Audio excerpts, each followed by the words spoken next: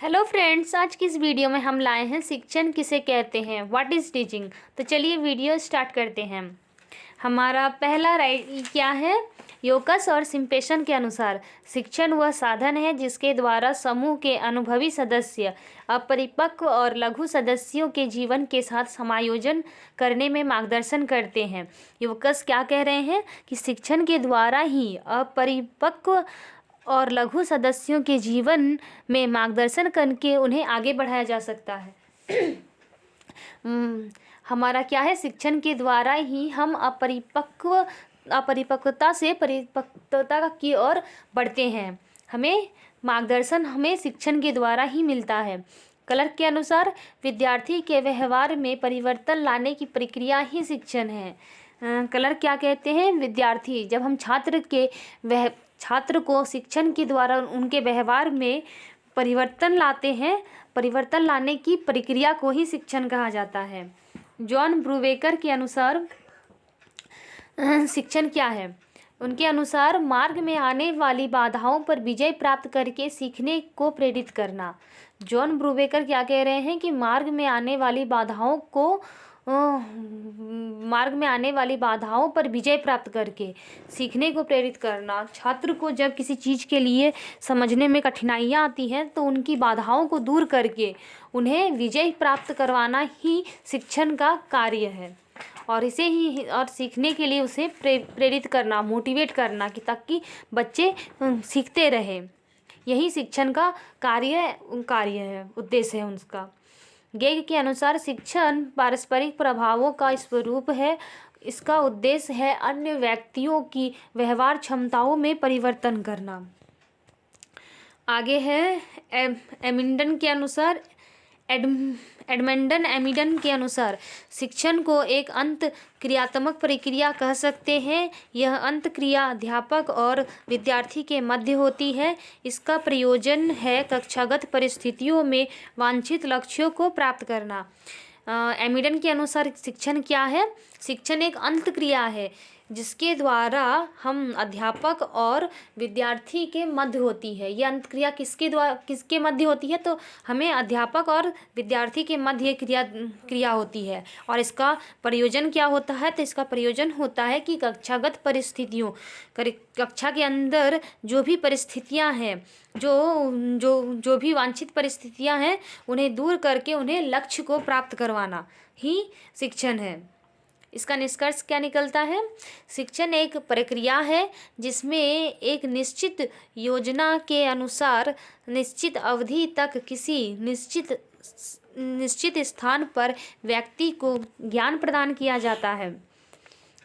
इसमें क्या कहा जा रहा है, देखिए बहुत सिंपल वर्ड में है कि एक निश्चित अवधि तक किसी निश्चित स्थान पर अगर हम किसी व्यक्ति को ज्ञान देते हैं तो वो शिक्षण कहलाता है। अतः व्यक्ति का अपने परिवार के साथ, विद्यालय के साथ, मित्र मंडली के साथ, व्यवसाय के साथ, सामाजिक जीवन के साथ और संपूर्ण वातावरण के साथ समायोजन स्थापित करना ही शिक्षण है। एक बालक को अपने विद्यालय में, अपने घर परिवार में, अपने समाज में कैसे जीवन स्थापित करना है, इसे ही शिक्षण कहते हैं। और शिक्षण एक निश्चित अवधि के लिए होता है और एक निश्चित स्थान पर किया जाता है, उसे हम लोग शिक्षण कहते हैं। आगे देखते हैं हम लोग शिक्षण का स्वरूप क्या है, नेचर ऑफ टीचिंग। तो शिक्षण का स्वरूप देखते हैं। पहला है हमारा शिक्षण संबंध स्थापित करता है। तो शिक्षण का पहला स्वरूप क्या है हमारा, कि शिक्षण संबंध स्थापित करता है। तो किसके मध्य संबंध स्थापित होता है, चलिए देखते हैं। शिक्षक और बालक में संबंध। शिक्षण क्या है, शिक्षण किसके बीच संबंध स्थापित करता है, शिक्षक और बालक के मध्य संबंध स्थापित करता है। शिक्षक और विषय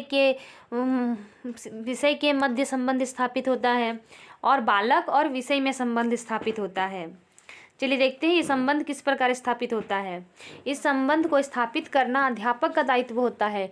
और ये संबंध कौन स्थापित करता है, एक अध्यापक स्थापित करता है। रायवर्न का कथन है कि यह कार्य करने के लिए अध्यापक को इन बातों का ज्ञान होना चाहिए। तो राइबन क्या कहते हैं? राइबन कहते हैं कि इन संबंधों को स्थापित करने के लिए अध्यापक को इन बातों का ज्ञान होना चाहिए। तो देखते हैं पहला पॉइंट क्या है कि बालकों के स्वभाव का ज्ञान।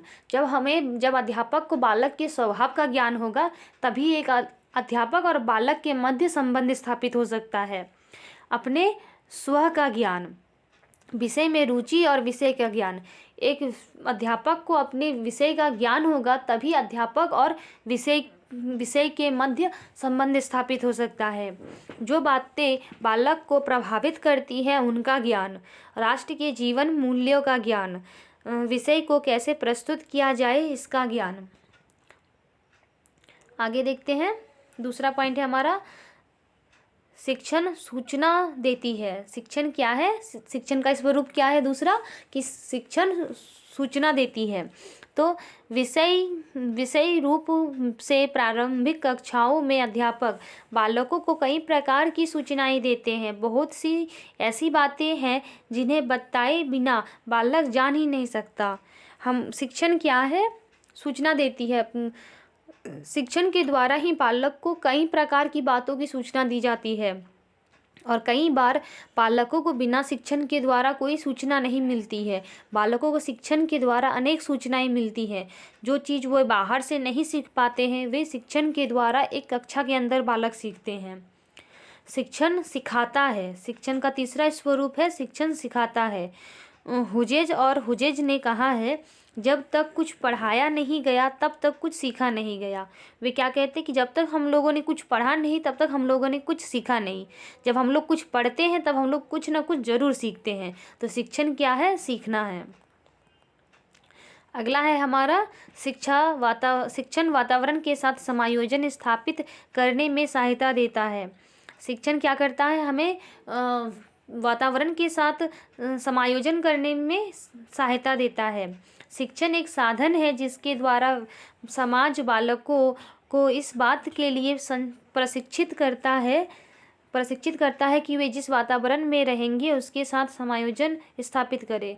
शिक्षण एक साधन है जिसके द्वारा हम समाज बालकों को इस बात के लिए प्रशिक्षित करता है कि उसे जिस वातावरण में रहेंगे उसके साथ समायोजन, हम लोग बालक जिस वातावरण में है उस वातावरण के साथ उसे समायोजन करना शिक्षण के द्वारा ही आता है। अगला है हमारा, शिक्षण निर्देशन या पथ प्रदर्शक है। योमस रिक्स का कथन है, शिक्षण को सीखने का मार्गदर्शन या निर्देशन कहा जाता है। शिक्षण को क्या कहा जाता है? मार्गदर्शन या निर्देशन कहा जाता है। क्यों कहा जाता है? क्योंकि जब हम लोग शिक्षण ग्रहण करते हैं, कुछ चीज़ सीखते हैं, तब हमारा मार्गदर्शन होता है। हमें क्या करना चाहिए, क्या नहीं करना चाहिए, इसका भेद पता चलता है। शिक्षण को सीखने का मार्गदर्शन कहते हैं। जब हम लोग कोई चीज़ को सीखते हैं तो हमारा मार्गदर्शन भी होता है कि हमें आगे क्या करना है। हमारा नेक्स्ट है, शिक्षण सीखने का संगठन है। शिक्षण क्या है? सीखने का संगठन है। जेम्स मर्सेल ने कहा है, शिक्षण सीखने का संगठन कहा जा सकता है। सीखने का संगठन से तात्पर्य सीखने की प्रक्रिया में विभिन्न तत्वों से संबंध स्थापित कर उन्हें एक बनाना विभिन्न तत्व है। बालक और उनके भेद, शिक्षण विधियाँ, शिक्षण विषय, कक्षा की दशाएं, सहायक सामग्री, प्रश्नोत्तर और लिखित कार्य। अगला है, ये सब क्या है? हमारा सीखने की विभिन्न तत्व हैं। अगला है हमारा, शिक्षण तैयारी का साधन है। रायबर्न ने अपनी पुस्तक में कहा है, शिक्षण बालक को भविष्य के लिए तैयार होने में सहायता देती है। अगला है हमारा, शिक्षण संवेगों का प्रशिक्षण है। रायबर्न का विचार है, बालक को स्थायी संवेगात्मक जीवन के विषय में सहायता देना शिक्षण है। बालक को क्या है? स्थायी संवेगात्मक, उसके अंदर इमोशनल बैलेंस होना चाहिए। वो अपने जीवन को इमोशनली बैलेंस करके अपने जीवन का विकास करने में शिक्षण सहायता देती है।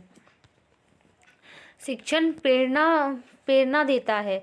प्रेरणा द्वारा प्रेरणा देने का अभिप्राय है बालक को किसी विषय में रुचि जागृत करना। जब वह कोई कार्य करने लगे तो बराबर उसे प्रोत्साहित करते रहना ताकि कार्य को पूरा करके ही दम ले, बीच में उसे छोड़े ना।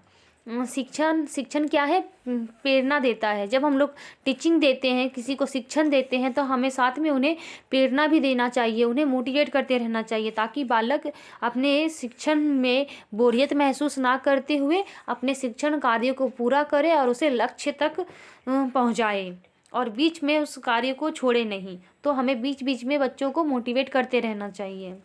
हमारा लास्ट पॉइंट है, शिक्षण क्रियाशीलता के लिए अवसर प्रदान करता है। शिक्षण क्या है? क्रियाशीलता के लिए अवसर प्रदान करता है। रायबर्न के मतानुसार प्रत्येक बालक में क्रियाशील होने की जन्मजात प्रवृत्ति होती है। शिक्षण का कार्य है क्रियाशीलता की इच्छा को पूरा करने के लिए अवसर प्रदान करना। शिक्षण का क्या कार्य है? कि क्रियाशीलता की इच्छा को पूरा करने के लिए अवसर देना। हमें बालकों को उनकी क्रिएटिविटी के लिए अवसर देना चाहिए। उन्हें क्रिया से अपनी क्रियाओं को दिखाने के लिए हमें उन्हें बराबर अवसर देना चाहिए, जिसके द्वारा बालक अपनी क्रिएटिविटी को दिखा सके और कुछ अलग और बेहतर कर सके। तो इसी के साथ हमारा वीडियो समाप्त होता है। देखने के लिए धन्यवाद। चैनल को लाइक, शेयर एंड सब्सक्राइब जरूर करें, जिससे आपको बीएड के और भी टॉपिक्स क्लियर होते जाएं।